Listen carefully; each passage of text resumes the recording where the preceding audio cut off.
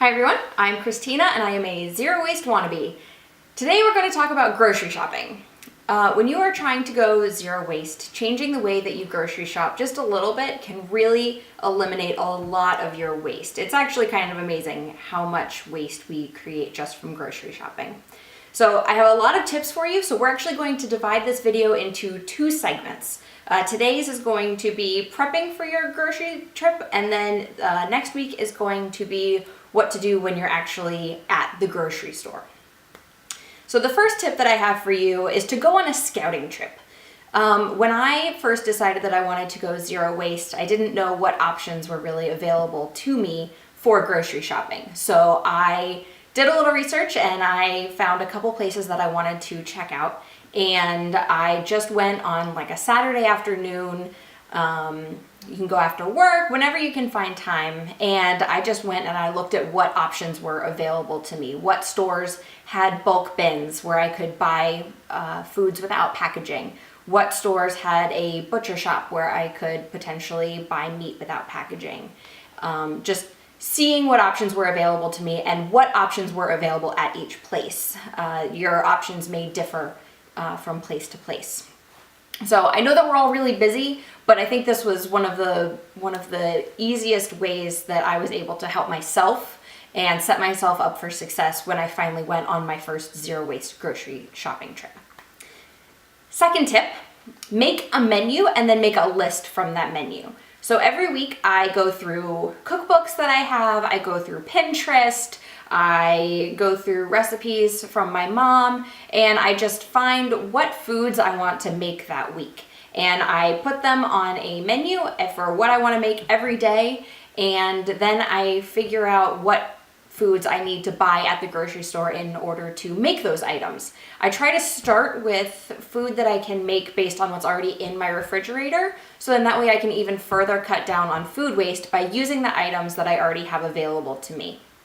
So by making a menu and by making a list, you're less likely to buy things that you won't eat and less likely to buy things in packaging because you will have a plan going into your grocery shopping trip and you will know what you need to buy and in what amounts. So you've gone on a scouting trip, you know what options are available to you, and you've made a menu and you've made a list and you're ready to go, and then you need some supplies. When you're going on a zero waste grocery trip, you can't just go in empty-handed, you need to bring a few things with you. So I've laid out some of the things that I take with me on my grocery trips. First, you're going to need some jars or other containers with lids. I have all sorts of sizes of mason jars. I have some big ones, I have some smaller ones. I even have, from last week's video, if you saw it, I have an old Starbucks jar. I think this was pizza sauce at one point. I've just kept all of my old jars and I am reusing them for my shopping trips. I also have these larger containers that I have that you can see behind me. I have a few of them and I use these for flour and sugar. And so when I get low or I am completely out of one of these items, I will just take this whole empty container to the store with me to fill up on sugar and flour so that I don't have to take multiple jars like this size when I know that I have a place for them that is this size. Those are the biggest things that you're probably going to need on your shopping trip. I also have a few Pyrex containers that I'll take with me in varying sizes. I use these items or these containers for things like meats and cheeses. When you are prepping to go, make sure that they are nice and clean and they don't have water spots on them. The cleaner they look, the more likely people are going to be to let you use them.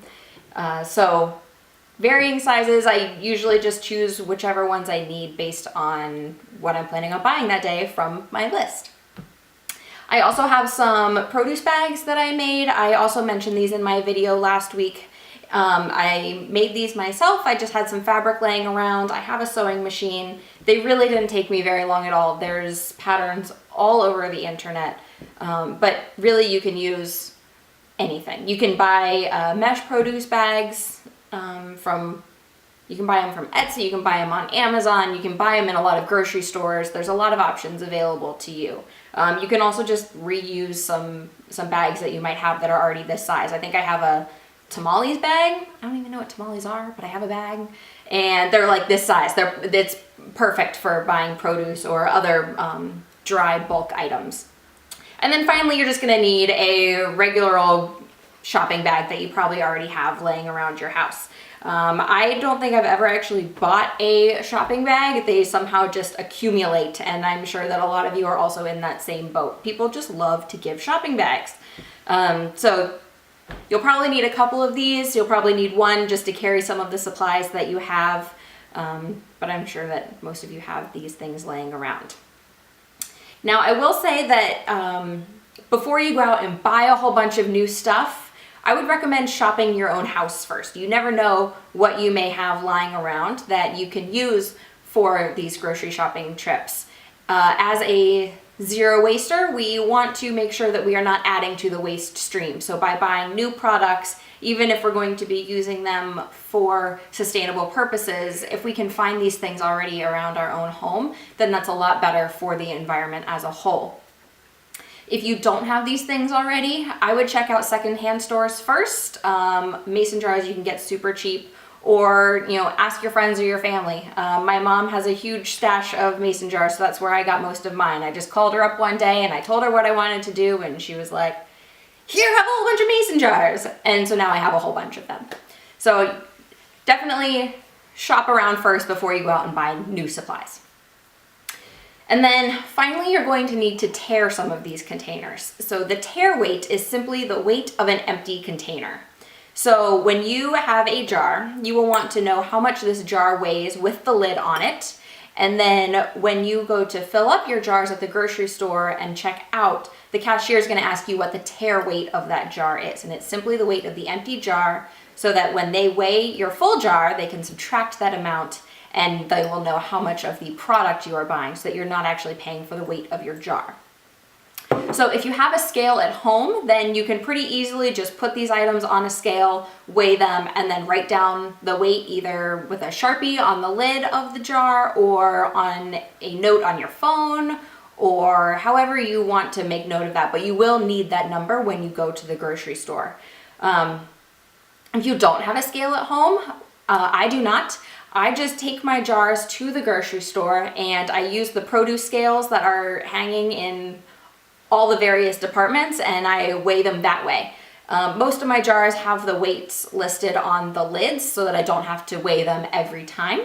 But I also have a few jars that I don't really want to write on the lids because the lids are really nice. So then in that case, I just put them on my list, which is on my phone.